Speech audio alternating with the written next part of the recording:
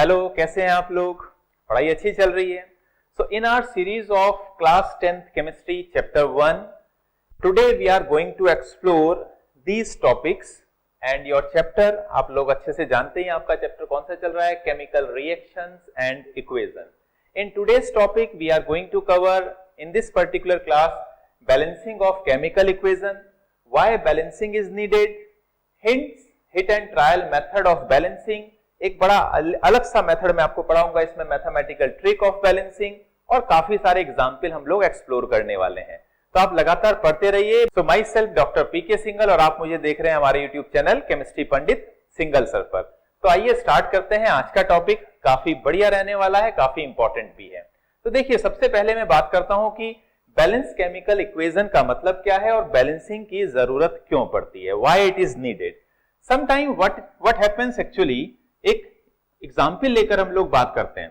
Suppose करते हैं एक वर्ड इक्वेशन हमारे पास लिखी हुई है, like hydrogen when react with chlorine gives hydrogen chloride, gives hydrogen chloride. Suppose करते हैं ये लिखा है। अब हम लोगों को एक बैलेंस केमिकल रिएक्शन कंप्लीट करनी है, तैयार करनी है with the help of this word reaction. तो हाइड्रोजन का सिंबल आपको पता है, हाइड्रोजन इज H2, क्लोरीन का सिंबल भी आपको पता है, दैट इज Cl2, और हाइड्रोजन क्लोराइड ये भी आपको मालूम है, HCl। दिस अभी हम जो देख पा रहे हैं इसको हम स्केलेटल रिएक्शन बोलते हैं। इससे पहले वाली क्लास में आप लोगों ने वो सब कुछ अच्छे डिटेल से पढ़ा है। अब सबसे पहली मैं बात बता रहा हूं कि why balancing is needed, balancing की जरूरत क्यों पड़ती है। देखिए, बैलेंसिंग बेटा दो रीजन है, बड़े रीजन है जिसकी वजह से हमें बैलेंस करना ही चाहिए अपनी रिएक्शन को। आपने क्लास 9th में पढ़ा होगा, law of conservation, law of conservation of mass holds good for chemical changes या केमिकल रिएक्शन आप बोल सकते हैं। यानी लॉ ऑफ कंजर्वेशन ऑफ मास एकदम सही होता है जनरल केमिकल रिएक्शंस के लिए। अब लॉ ऑफ कंजर्वेशन ऑफ मास कुछ बच्चों को याद नहीं होगा तो मैं बता देता हूं। इसका मतलब होता है the mass of the reactant should be equal to the mass of the product, mass of the product। एक तो लॉजिक ये है कि आपके पास जो रिएक्टेंट का टोटल मास है किसी केमिकल रिएक्शन में, प्रोडक्ट के टोटल मास के बराबर होना चाहिए। और दूसरा लॉजिक इसके पीछे क्या है बेटा, दूसरा लॉजिक है the stoichiometric coefficient, stoichiometric coefficient of a reaction shows the number of moles of each reactant and product। अब इन दोनों बातों को हम इस छोटी सी केमिकल रिएक्शन के ऊपर अप्लाई करके समझते हैं। ये दोनों पॉइंट आपको बहुत अच्छे से समझ आ जाएंगे। देखिए हो क्या रहा है, अगर मैं यहां पर देखता हूं, ये जो वैल्यू यहां पर लिखी होती है, लाइक यहां पर 1 लिखा है, अभी स्केलेटल रिएक्शन में यहां 1 लिखा है, यहां 1 लिखा है। दीज नंबर्स, ये जो नंबर्स होते हैं बेटा, इनको आप किसी balance chemical reaction, if it is balance, right now it's not balance, if it is balance, तो बैलेंस केमिकल रिएक्शन के लिए ये जो नंबर्स होते हैं इन्हीं को आप स्टोइकोमेट्रिक कोफिशिएंट बोलते हैं। अच्छे से याद रखना। और स्टोइकोमेट्रिक कोफिशिएंट बेसिकली क्या रिप्रेजेंट करते हैं किसी केमिकल रिएक्शन के अंदर, वे रिप्रेजेंट करते हैं नंबर ऑफ मोल को। ये काफी इंपॉर्टेंट टर्म है, आगे चलकर हम इसमें काफी एक्सप्लोर करेंगे, काफी कुछ इसमें सीखना है हम लोगों को। दूसरा पॉइंट यहां पर हम कह रहे हैं कि मास का, यानी टोटल रिएक्टेंट, ये दोनों रिएक्टेंट है और ये प्रोडक्ट है, तो रिएक्टेंट और प्रोडक्ट का मोलर मास सेम होना चाहिए, इक्वल होना चाहिए। सपोज करते हैं हाइड्रोजन। अब बेटा हाइड्रोजन को आपको पता होगा, हाइड्रोजन का एटॉमिक नंबर 1 होता है और Cl का एटॉमिक मास 5 होता है। तो 1 2 ज़ा 2, Cl2 मतलब 35 इंटू 2 मीन्स 71, और यहां HCl के लिए करता हूं, hydrogen is 1, chlorine is 35.5, that becomes equals to 36.5, यानी ये वैल्यू 36.5 है, और इन दोनों का सम, ये जो टोटल है बेटा, इट इज 71 प्लस 2 मीन्स 73, यानी यहां पर रिएक्टेंट का जो मास है वो ज्यादा आपको दिखाई दे रहा है और प्रोडक्ट का मास आपको कम दिखाई दे रहा है। लॉ ऑफ कंजर्वेशन ऑफ मास हम जो पढ़कर आ रहे हैं क्लास 9th के अंदर, वहां हमें क्या सिखाया, वहां हमें बताया कि total mass of reactant should be equal to total mass of product. तो अगर ये रिएक्शन बैलेंस नहीं है तो ये law of conservation of mass क्या होगा, वायलेट करेगा, law of conservation of mass गड़बड़ हो जाएगा। तो ये आपकी केमिकल रिएक्शन के लिए एकदम हमेशा सही रहना चाहिए। दूसरा, अगर ये बैलेंस नहीं है तो यहां से मिलने वाली इंफॉर्मेशन नंबर ऑफ मोल की टर्म्स में वो सही नहीं होगी। जैसे यहां पर अभी मैं थोड़ी ना बता सकता हूं कि H2 के कितने मोल्स, Cl2 के नंबर ऑफ मोल्स, HCl के कितने मोल्स एक्चुअली इस केमिकल रिएक्शन में रिक्वायर्ड है। But once it is balanced, अगर ये एक बार बैलेंस हो गई तो फिर हम ये दोनों इंफॉर्मेशन बता भी सकते हैं और ये अपना दोनों के दोनों पॉइंट एकदम क्लियर और करेक्ट हो जाएंगे। देखते हैं कैसे। अगर इसको बहुत ही सिंपल रिएक्शन है, आप लोग को समझ में आ रहा होगा, हाइड्रोजन 2, अगर मेरे को हाइड्रोजन 2 करना है, लेफ्ट साइड क्लोरीन 2 करना है, तो ये नंबर में चेंज कर दूंगा।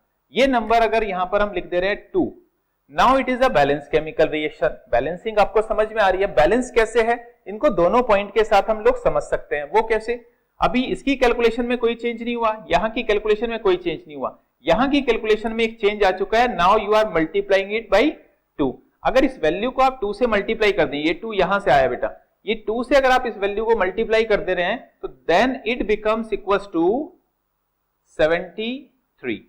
तो यहां आप देख रहे हैं कि total mass of reactant becomes equals to total mass of product. ये हो चुका है। इसका मतलब ये लॉजिक अब अप्लाई हम कर सकते हैं और ये लॉजिक बहुत ज्यादा जरूरी भी है। दूसरी बात, अभी दोनों तरफ क्योंकि बैलेंसिंग हो चुकी है तो मैं बोल सकता हूं कि इन this particular reaction 1 mole of hydrogen when react with 1 mole of chlorine it is giving 2 mole of HCl।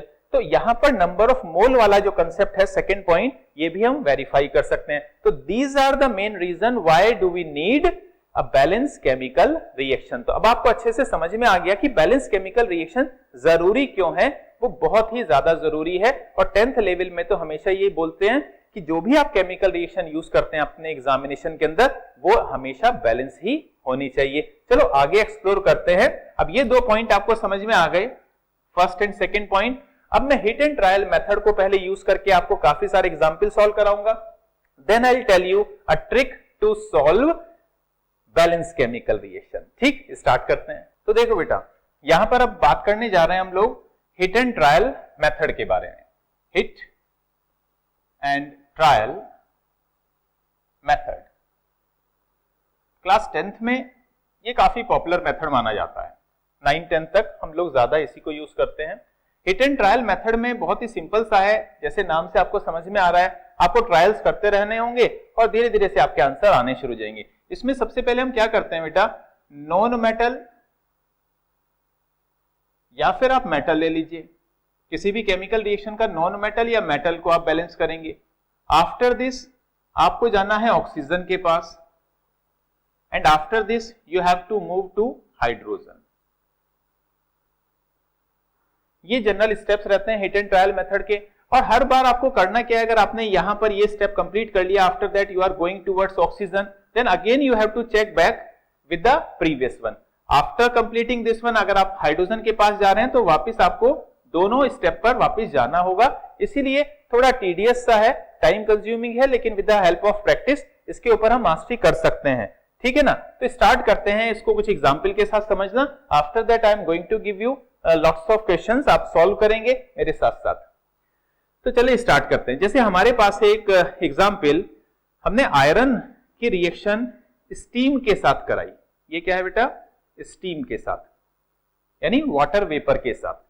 तो हम लोगों को मिलेगा Fe3O4 along with hydrogen, and our work is to balance this chemical reaction. हमारा काम है इस chemical reaction को बैलेंस करना। अब देखिए, सबसे पहले हम देख रहे हैं यहां पर आयरन है मेटल, आप लोग पहचानते होंगे, हाइड्रोजन, ऑक्सीजन, यानी तीन ही चीजें हैं। कुछ लोग इसको टेबल बनाकर करते हैं कि left hand side, right hand side table बनाए हर एक एलिमेंट का, लेकिन वो बहुत ज्यादा चाइल्डिश मुझे लगता है होता है। हम ऐसे ही सॉल्व करेंगे तो ज्यादा अच्छा रहेगा। तो सबसे पहले मैंने कहा मेटल या नॉन मेटल को आप देखिए, तो मेटल यहाँ पर 1 है, यहाँ पर मेटल आप देख रहे हैं 3 है, आयरन यहाँ 3, यहाँ पर 1, तो यहाँ पर मैंने इसको 3 लगा दिया।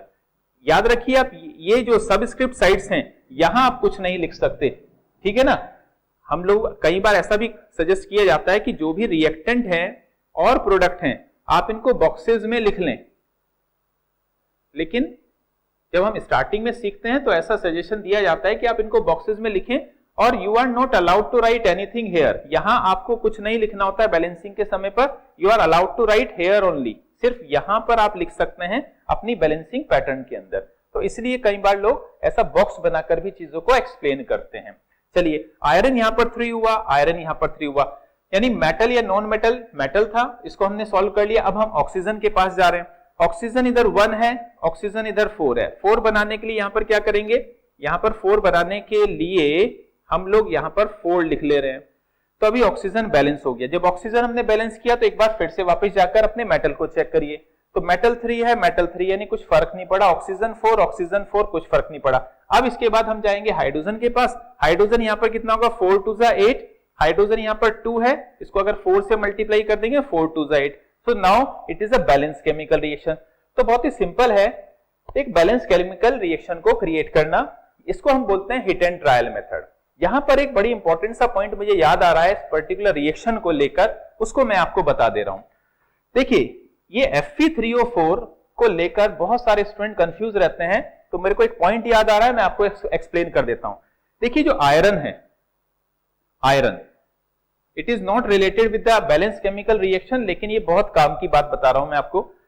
आयरन हमारे पास 2 डिफरेंट ऑक्सीडेशन स्टेट में मिलता है, आप लोग को पता ही होगा। 2 अलग अलग वेरिएबल वैलेंसी वाला जो कंसेप्ट है, आयरन +2 वैलेंसी को भी शो करता है या ऑक्सीडेशन स्टेट को, और +3 को भी शो करता है।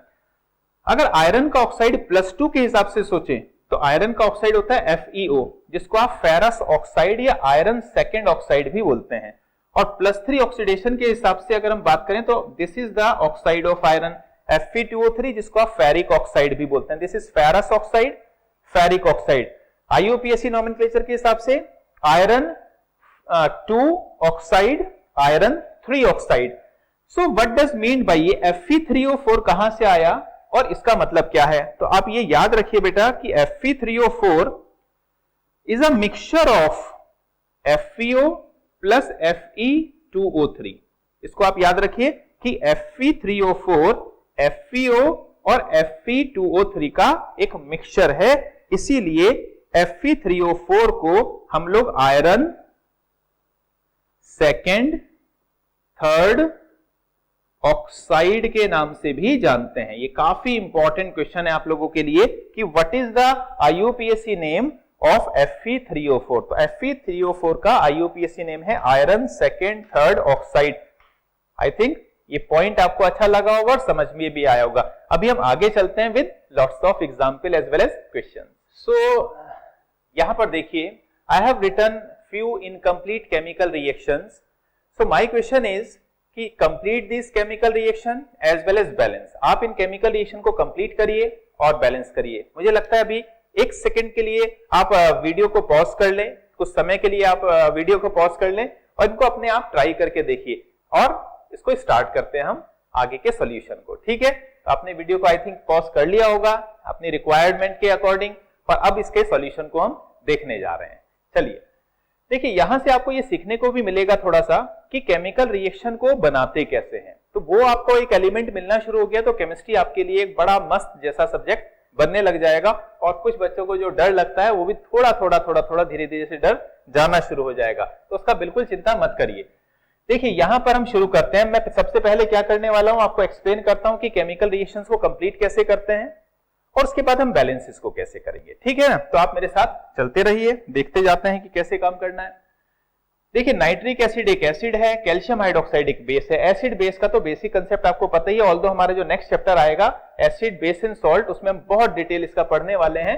लेकिन फिलहाल हम जो काम कर रहे हैं उसी पर हम कंसंट्रेट करते हैं। एसिड और बेस अगर आपस में मिलते हैं तो सॉल्ट और वाटर बनाते हैं, तो इससे मेटल निकल के नाइट्रेट, तो कैल्शियम नाइट्रेट बनने वाला है बेटा, और हाइड्रोजन OH के साथ जाकर वाटर बनाएगा। तो सबसे पहले हम बैलेंस नहीं कर रहे हैं, हम सिर्फ कंप्लीट करें। तो कैल्शियम नाइट्रेट Ca, अब फॉर्मूले तो आप लोगों को याद ही होंगे, calcium nitrate along with water.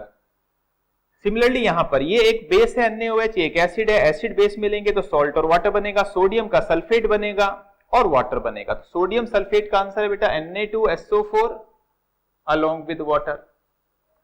अब यहां पर देखते हैं, ये एक हाइड्रोकार्बन है, compound of carbon with hydrogen. याद रखिए, पक्का याद रखिए, when A hydrocarbon is burned, when a hydrocarbon is burned with oxygen completely, when a hydrocarbon is burned with oxygen completely, it always form carbon dioxide and water vapor. It always form carbon dioxide and water vapor. ये phosphorus का oxide, phosphorus का अगर हमने oxygen access में लिया है तो phosphorus का ऑक्साइड होता है बेटा P2O5। तो ये आपका कंप्लीट हो गई रिएक्शन। यहां आप देखिए एल्यूमिनियम सल्फेट सोडियम हाइड्रोक्साइड के साथ रिएक्शन कर रहा है, तो एल्यूमिनियम हाइड्रोक्साइड के साथ जाएगा, सोडियम सल्फेट के साथ जाएगा। तो यहां पर आपको मिलेगा सोडियम सल्फेट Na2SO4 और साथ में एल्यूमिनियम, क्योंकि OH के साथ जाने वाला है तो एल्यूमिनियम हाइड्रोक्साइड यहां पर मिलेगा। तो ये आपकी रिएक्शन कंप्लीट हो गई। यहां पर देखते हैं अगेन, ये मैंने वही वाला एग्जांपल दोबारा से लिया, ये एक हाइड्रोकार्बन है, ये भी बेटा एक हाइड्रोकार्बन है, और हाइड्रोकार्बन जब ऑक्सीजन से बर्न किया जाता है तो always form carbon dioxide and water, always form carbon dioxide and water. तो देखिए, सबसे पहले तो हमने ये भी साथ साथ में सीखते जा रहे हैं कि रिएक्शन को कंप्लीट कैसे करना है। ऐसा नहीं कि ये सारे लॉजिक हमेशा ही लगते रहेंगे सभी रिएक्शंस के अंदर, लेकिन धीरे धीरे से आपको डिफरेंट लॉजिक समझ में आते रहेंगे। Now let's start the balancing of this. वही हिट एंड ट्रायल मेथड अभी हम लोग यूज करेंगे, इस मेथड को ही अभी यूज करने वाले हैं, उसके बाद हम अगले मेथड पर जाएंगे। तो देखिए, बैलेंस करने के लिए हमने जैसे लॉजिक बताया था, मेटल या नॉन मेटल को आप बैलेंस करेंगे सबसे पहले, उसके बाद ऑक्सीजन को करेंगे, देन हाइड्रोजन को करेंगे। तो यहां पर नॉन मेटल नाइट्रोजन है बेटा, और कैल्शियम यहां पर मेटल है। तो कैल्शियम 1 नाइट्रोजन 1 नाइट्रोजन 2। तो नाइट्रोजन 2 करने के लिए यहां पर हम लोगों ने 2 लगा लिया, तो अभी नाइट्रोजन भी 2 हो गए, कैल्शियम अभी 1 ही है। अब मैं ऑक्सीजन के पास जा रहा हूं, 3 2 6 प्लस 2 8, यहां पर है 3 2 6 प्लस 1 7। तो इसका मतलब अगर मैं यहां पर 2 लगा दे रहा हूं तो ऑक्सीजन बराबर होगी 2 प्लस 6 8, 6 प्लस 2 8। अभी मैं हाइड्रोजन के पास जा रहा हूं, 2 प्लस 2 4, अगेन हाइड्रोजन, इसका मतलब ये रिएक्शन बैलेंस हो चुकी है। नाउ सी सोडियम, सोडियम यहां पर सोडियम 2 है, यहां पर सोडियम 1 है, तो मैंने इसको 2 से मल्टीप्लाई कर लिया। सल्फर को देख रहा हूं, ये एक दूसरा नॉन मेटल आ रहा है मेरे सामने, सल्फर यहां पर 1 है, सल्फर 1 है, इसको मतलब ठीक है। नाइट्रो सोडियम 2 सोडियम 2, अभी ऑक्सीजन देख रहा हूं 2 4 6 है, 4 प्लस 1 5, यानी यहां से अगर मैं 2 लगा रहा हूं तो ऑक्सीजन भी यहां पर 6 हो जा रहा है। अभी हम देख रहे हैं हाइड्रोजन को, तो हाइड्रोजन यहां पर 2 प्लस 2 4, 2 2 4, इसका मतलब रिएक्शन यहां पर अभी बैलेंस हो चुकी है। बहुत ही आसान सी चीजें होती हैं, टेंशन लेकर नहीं पढ़ना है, मजे से पढ़ते रहना है। देखिए यहां पर बात करते हैं कार्बन 1 कार्बन 1, अभी ऑक्सीजन के पास जाते हैं, ऑक्सीजन 2 ऑक्सीजन 3 हो गया, तो ऑक्सीजन को इधर बढ़ा लेते हैं। अभी मैंने ऑक्सीजन यहां पर 4 कर लिया, तो ऑक्सीजन यहां पर 4 है, 2 प्लस 1, तो यहां पर 2 लगाने से ऑक्सीजन भी अभी 4 हो गया। अभी हाइड्रोजन 4 है, hydrogen 4, it means reaction is balance. यहां पर बात करते हैं फास्फोरस 4, फास्फोरस 2 से मल्टीप्लाई किया तो फास्फोरस हो गया 4। अभी ऑक्सीजन को देखेंगे, ऑक्सीजन 2 ऑक्सीजन 5 2 10, तो यहां पर 5 लगाया तो 5 2 10, तो रिएक्शन इज बैलेंस। यहां पर देखते हैं एल्यूमिनियम, एल्यूमिनियम यहां पर 2 है, एल्यूमिनियम 1 है, तो मैंने यहां पर 2 लगाया। अभी देखें सल्फर यहां पर 3 2 3 है, सल्फर सल्फर यहां पर 1 दिखाई दे रहा है, तो यहां पर मैंने इसलिए 3 लगाया। अभी और देखते हैं सोडियम, सोडियम यहां पर 1 है, यहां पर 3 2 6 आ गया, तो इधर 6 लगाना पड़ेगा। रीचेक करते हैं रिएक्शन को, एल्यूमिनियम 2 सल्फर 3 सोडियम 6 यहां तक ठीक है। अब ऑक्सीजन और हाइड्रोजन को देखते हैं, ऑक्सीजन काउंट करते हैं बेटा, 4 3 12, 12 प्लस 6 18, 4 3 12 प्लस 6 18, ऑक्सीजन है 18। यहां पर ऑक्सीजन काउंट करते हैं, 4 3 12 एंड 3 2 6, 6 प्लस 6 प्लस कितना हो गया था 12, 6 प्लस 12 18, यानी ऑक्सीजन बैलेंस है। अभी हाइड्रोजन देखते हैं, हाइड्रोजन है 6 और हाइड्रोजन यहां 3 2 6, it means reaction has already completed. अब यहां पर देखते हैं, देखिए एक हाइड्रोकार्बन वाली रिएक्शन को कंप्लीट करने का एक मेथड बताता हूं, वहां फंसोगे नहीं, बहुत अच्छा रहने वाला है। देखिए यहां सबसे पहले आप ये करिए कि यहां कुछ मत लिखिए, यहां पर इसको बिल्कुल भी मत छेड़िए। एक ये भी तरीका होता है कि आप हाइड्रोकार्बन को मत छेड़िए, बाकी सब बैलेंस करने की। यानी हाइड्रोकार्बन में होना क्या है, कार्बन और हाइड्रोजन, बर्निंग कर रहे हो तो ऑक्सीजन होना है। तो यहां पर ना कई बार हम क्या करते हैं कि हाइड्रोजन और ऑक्सीजन को पहले बैलेंस कर लेते हैं और इसको टच नहीं करते। देखिए मैं इसको अप्लाई करके दिखाता हूं। अभी मैं इसको बिल्कुल छेड़ नहीं रहा हूं, कार्बन 2 है, कार्बन 2, यानी मैं यहां कुछ नहीं लिखने वाला हूं, यहां 1 2 3 4 ऐसा कोई नंबर मैं फिलहाल यूज नहीं करूंगा, अभी इसको मैं रोक के रख रहा हूं। तो कार्बन हो गया 2 बेटा। अभी हाइड्रोजन है 6, हाइड्रोजन 6 बनाने के लिए यहां पर मैंने लगाया 3, हाइड्रोजन 6 हो गया। ऑक्सीजन यहां पर कितना हो गया 4 प्लस 3 7, और यहां पर है 2, तो 7 करने के लिए मैं क्या करूं, इसको मैथमेटिकली ऐसा लिख सकता हूं 7/2 O2, तो इसको मैं अभी क्या पढ़ूंगा 7 ऑक्सीजन, और इधर 4 प्लस 3 7 ऑक्सीजन। तो इसका मतलब ये बैलेंस हो चुकी है। ये भी एक मेथड है बैलेंसिंग का, लेकिन अगर इसको हम सिंपल इंटीजर मल्टीपल की फॉर्म में, जो कि लिखना ही चाहिए उस फॉर्म में लिखते हैं, तो इस फॉर्म को क्रिएट करने के लिए, इस 2 को हटाने के लिए मैं क्या कर सकता हूं, इस पूरी रिएक्शन को 2 से मल्टीप्लाई कर देता हूं। तो 2 से मल्टीप्लाई करके मैं क्या लिख रहा हूं, 2C2H6 plus 7O2 give rise to 4CO2 plus 6 H2O. Now you can check this reaction is also balanced. So this is sometime we use this type of logic also कि वहां पर हम हाफ नंबर लगा के बाद में हम reaction को 2 3 या किसी नंबर से मल्टीप्लाई करके रिएक्शन को कंप्लीट कर लेते हैं। तो मुझे लगता है कि काफी सारे रिएक्शंस आपको अच्छे से समझ में आ गए। Now I am going to this last topic, mathematical trick क्या है। कहीं पर रिएक्शन कई बार बहुत फंस गई यार, हिट एंड ट्रायल कर लिया, बड़ी प्रॉब्लम आ रही है, नहीं हो रहा है सॉल्व, एक और तरीका बताता हूं जिससे आप पक्का सॉल्व कर ही लेंगे। ठीक, so after completing this one we are coming to our mathematical trick to solve a chemical reaction और उसको कैसे बैलेंस करते हैं। देखिए जैसे ही मैंने 2-3 क्वेश्चन यहां पे सॉल्व किया, आपको काफी कंफर्ट जोन नजर आने लगेगा। तो एक एग्जाम्पल में ले रहा हूं, ammonia is oxidised in presence of platinum at 800 degree centigrade. कुछ चीजें आप याद रखें, इसलिए मैं चाह रहा हूं कि आपको कुछ रिएक्शंस भी, यानी सिर्फ बैलेंसिंग पर नहीं, थोड़ा लेफ्ट राइट भी आपको मिलता रहे चीज। तो नाइट्रोजन यहां ऑक्सीडाइज होकर बेटा बनेगा nitric oxide along with water. तो ये एक जनरल केमिकल रिएक्शन मैंने लिखी, और इसको हम हिट एंड ट्रायल से तो सॉल्व कर ही सकते हैं, वो तो आप अपने आप ट्राई करिए हिट एंड ट्रायल से।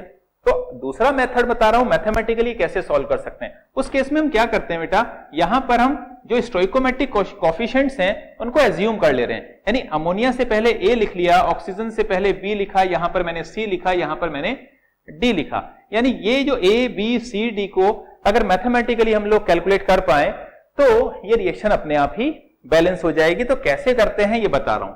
देखिए जितने भी एलिमेंट हैं उसका आप लिस्ट बना लीजिए इस पूरी की पूरी केमिकल रिएक्शन में। जैसे एक नाइट्रोजन है, हाइड्रोजन है, ऑक्सीजन है। नाइट्रोजन हाइड्रोजन ऑक्सीजन ये 3 एलिमेंट हैं। नाइट्रोजन हमारे पास कितने हैं, n number of nitrogen, sorry A number of nitrogen है। तो नाइट्रोजन के लिए मैंने लिखा A। राइट हैंड साइड में कितने हैं हमारे पास nitrogen, C। A is equal to C मैं यहां पर बोल रहा हूं। जैसे मैथमेटिक्स में बहुत ही सिंपल मेथड है, बड़ा मजा आने वाला है। देखिए हाइड्रोजन को देख रहे हैं, हाइड्रोजन कितने हैं 3 multiplied by A 3A। Right side में हाइड्रोजन देख रहे हैं कितने हैं 2 मल्टीप्लाइड बाई D यानी 2D। अब ऑक्सीजन को देख रहे हैं बेटा, ऑक्सीजन कितने हैं 2 मल्टीप्लाइड बाई B यानी 2B। राइट साइड में ऑक्सीजन को देख रहे हैं 1 है, 1 मल्टीप्लाइड बाई C मतलब C। एक और भी है ऑक्सीजन 1 मल्टीप्लाइड बाई D यानी D। तो मैंने इसको ऐसे 3 इक्वेशन बना ली, और इन तीनों इक्वेशन को मैं बहुत ही सिंपली सॉल्व कर सकता हूं। कैसे करूंगा देखिए, इनमें आप किसी भी एक नंबर जो कम से कम 2 या 3 रिएक्शन में आ रखा हो, A B C में से आइडेंटिफाई करिए। A यहां पर भी है, यहां पर भी है, C 2 जगह पर है, B एक ही जगह पर है। तो किसी भी A या C में से, यानी यहां पर जो A है ये 2 जगह पर आप देख पा रहे हो, C को भी आप 2 जगह पर देख पा रहे हो। तो अगर 2 या 2 से ज्यादा जगह कोई ABCD में से कुछ मिल रहा है तो उसको आप एज्यूम कर लें एज्यूम करिए कि a की वैल्यू 1 है, एज्यूम करते हैं a इज इक्वल टू 1। अगर मैंने एज्यूम कर लिया कि a इज इक्वल टू 1 तो a is equal to c है, तो इस केस की वजह से मैं c इज इक्वल टू भी 1 बोल सकता हूं। इसका मतलब a और c की वैल्यू आपके सामने आ गई। बहुत ही सिंपल है, थोड़ा सा मेहनत करोगे तो बड़ा अच्छे से कर पाओगे। a और c दोनों इसमें मैं a और c में निकाल चुका हूं। अब यहां पर रखता हूं a की वैल्यू, तो मैं क्या बोल सकता हूं यहां से a की वैल्यू क्या है 1 मल्टीप्लाइड बाई 3, यानी 2d की वैल्यू हो गई बेटा 2d इज इक्वल टू हो गया 3। So I can say d is equal to हो गया 3/2। d की वैल्यू मेरे को समझ में आ गई। अब यहां पर आ रहा हूं, यहां पर b की वैल्यू अभी मेरे को नहीं पता, तो मैं लिखूंगा 2b is equal to c की वैल्यू मेरे को समझ में आ रही है 1, तो c है 1 प्लस d की वैल्यू भी मेरे को पता चल रही है 3/2, 1 प्लस 3/2 इज इक्वल टू 5/2। तो मेरे पास a b c 5/2 और ये तो 2b की वैल्यू है, तो b इज इक्वल टू क्या लिख सकता हूं मैं 5/4। ये 2 नीचे चला जाएगा ना मल्टीप्लाई होकर, ये तो सबको आता ही होगा। तो मेरे पास b a c और d सबकी वैल्यू मेरे पास आ चुकी है। ये सारी वैल्यू इस रिएक्शन में पुटअप करता हूं। तो देखो a की जगह मैं क्या लिख ले रहा हूं, a बेटा है 1, तो 1 को तो हम नॉर्मली लिखते नहीं है, लिखना चाहो तो आप लिख सकते हो, वैसे जरूरत नहीं होती। b की वैल्यू क्या लिखूंगा मैं 5/4, b है 5/4। c की वैल्यू c है 1, अगेन आपकी मर्जी है, 1 लिखना चाहो तो लिखो, वरना छोड़ना चाहो तो 1 तो हम लिखते नहीं, क्योंकि 1 का मल्टीपल कुछ भी वैल्यू से फर्क पड़ता नहीं है। तो d की वैल्यू आ चुकी है 5/4, तो d की वैल्यू आ गई यहां पर 5/4। अब ये बताओ बेटा कि इस केमिकल रिएक्शन को किस नंबर से मल्टीप्लाई किया जाए कि नीचे वाला है, मैंने कुछ गलत लिखा, b की वैल्यू 5/4 है, यहां d था, d की वैल्यू बेटा 3, d की वैल्यू थोड़ा गलत लिख दिया शायद मैंने, d की वैल्यू है 3/2, d की वैल्यू है 3/2। किस नंबर से मैं इस पूरी रिएक्शन को मल्टीप्लाई करूं सो दैट ये नीचे वाली वैल्यूज, ये 4 हटाना है, ये 2 हटाना है, तो मैं 4 से अगर मल्टीप्लाई कर दूंगा फाइनली तो सब कुछ ही हट जाएगा। तो 4 से मल्टीप्लाई करूं, 1 मल्टीप्लाइड बाई 4 यानी 4NH3 प्लस इसको 4 से मल्टीप्लाई कर दिया 5O2, 4 से मल्टीप्लाई किया 4NO और 4 से मल्टीप्लाई किया तो हो जाएगा ये 2 3 2 6, तो 6H2O। आप देख सकते हैं रिएक्शन बैलेंस हो चुकी है। तो ये एक और बढ़िया सा मेथड है, इसको हम 1-2 और रिएक्शन के ऊपर एक्सप्लोर करेंगे सो दैट आप बहुत अच्छे से इसको सीख पाएं। तो कभी बहुत फंस जाओ तो इस मेथड को यूज कर सकते हो। ठीक है, अगला क्वेश्चन देखते हैं। देखिए क्वेश्चन है C6H6 यानी benzene when oxidised it gives, देखो अपने आप सोच सकते हो ये क्या है बेटा, हाइड्रोकार्बन है। हाइड्रोकार्बन को आप बर्न करेंगे फ्री सप्लाई ऑफ ऑक्सीजन में, always give carbon dioxide and water vapour. तो इसको भी हम हिट एंड ट्रायल से तो कर ही सकते हैं, लेकिन इस मेथड से फिर से ट्राई करते हैं। देखिए मैंने क्या किया, यहां पे stoichiometric coefficient A, B, C और D मैंने यहां पर मेंशन कर लिया। अभी लिस्ट बना रहा हूं कौन कौन है, कार्बन है, हाइड्रोजन है, ऑक्सीजन है। अब कार्बन के बारे में बात करते हैं। कार्बन कितने बेटा 6A, अच्छे से समझ में आ जाएगा। राइट साइड में कार्बन देखिए कितने हैं, 1 है, तो 1 मल्टीप्लाइड बाई C। यहां से देखिए ये एक इक्वेशन बन गई। अब हाइड्रोजन को देखते हैं 6A, राइट साइड के हाइड्रोजन को 2D, अभी समझ में आ रहा होगा बढ़िया से। ऑक्सीजन को देख रहे हैं 2B, राइट साइड में देख रहे हैं 2C प्लस यहां पर भी है 1D। तो ये 3 इक्वेशन बन गई और इन 3 इक्वेशन को आप क्या करेंगे, A यहां पर भी है, यहां पर भी है, तो लेट्स बी A को हम क्या मान ले रहे हैं, एज्यूम कर लो। A को 1 आप, A को A इज इक्वल टू 1 आप एज्यूम कर लीजिए। A को जैसे आप 1 एज्यूम करते हैं तो यहां से आपको C की वैल्यू मिल जा रही है। C 6 multiplied by 1 is equal to, तो C इज इक्वल टू मैं क्या बोल सकता हूं 6। तो देखो एक वैल्यू ये मिल गई, A की आपको मिल चुकी है। अब यहां पर देखते हैं, यहां से हम देखें तो 2D इज इक्वल टू मैं क्या बोल सकता हूं बेटा 6 मल्टीप्लाइड बाई 1 यानी 6। तो यहां से मैं बोल सकता हूं D is equal to 6 divide by 2 यानी 3। तो यहां से मेरे को D भी मिल गया, A C D मेरे को मिल चुका है। अब यहां पर आते हैं, यहां पर देखिए 2B is equal to 2C, 2C यानी 6 मल्टीप्लाइड बाई 2 यानी 12। D की वैल्यू क्या है, D की वैल्यू 3 है, तो दैट बिकम्स इक्वल्स टू 15 और ये 2 अगर मैं हटा रहा हूं तो b is equals to 15 divide by 2। अभी मेरे पास a b c d सभी वैल्यूज मिल चुकी हैं। अभी मैं क्या करने वाला हूं, a b c d की वैल्यूज यहां पुटअप करने वाला हूं। तो a की जगह मैं क्या रखूंगा 1, क्योंकि 1 तो आपका मर्जी होता है। b की जगह 15 बाई 2, तो यहां पर मैं रख रहा हूं 15 बाई 2। c की जगह क्या रखने वाले हैं 6 और d की जगह रख रहे हैं बेटा 3। तो ये 2 हटाने के लिए मैं इस रिएक्शन को किससे मल्टीप्लाई करूंगा, अब आप लोग को अच्छे से समझ में आ रहा होगा, 2 से मल्टीप्लाई कर दे रहा हूं। तो 2 से मल्टीप्लाई करके इस पूरी रिएक्शन को क्या बन जा रहा है 2C6H6 plus 15O2 give rise to, ये हो जाएगा 6 to 12 CO2 प्लस ये 2 से मल्टीप्लाई होकर 6H2O। So this is your balance chemical reaction. ये मेथड काफी बढ़िया है, इसके ऊपर आप अच्छे से काम करेंगे तो ये काफी आपके लिए इंपॉर्टेंट रहने वाला है। नाउ मैं आपको स्क्रीन के ऊपर कुछ क्वेश्चंस दे रहा हूं, आप उनको सॉल्व करिए, ठीक है ना, और अपने आंसर्स को डिस्क्रिप्शन बॉक्स में लिखिए, कमेंट में लिखिए। मैं डिस्क्रिप्शन में भी कुछ ना कुछ देने वाला हूं आप लोगों के लिए, तो अभी जो स्क्रीन पर दिखाई देगा उसको सॉल्व करिए और ऐसे ही हम आगे बढ़ते रहेंगे। हमारा जो नेक्स्ट टॉपिक होगा वो होगा इंपॉर्टेंट जो डिफरेंट टाइप की केमिकल रिएक्शन है, टाइप ऑफ केमिकल रिएक्शन को हम लोग एक्सप्लोर करेंगे विद द कंप्लीट डिटेल। तो पढ़ते रहिए मजे से, keep learning and do well.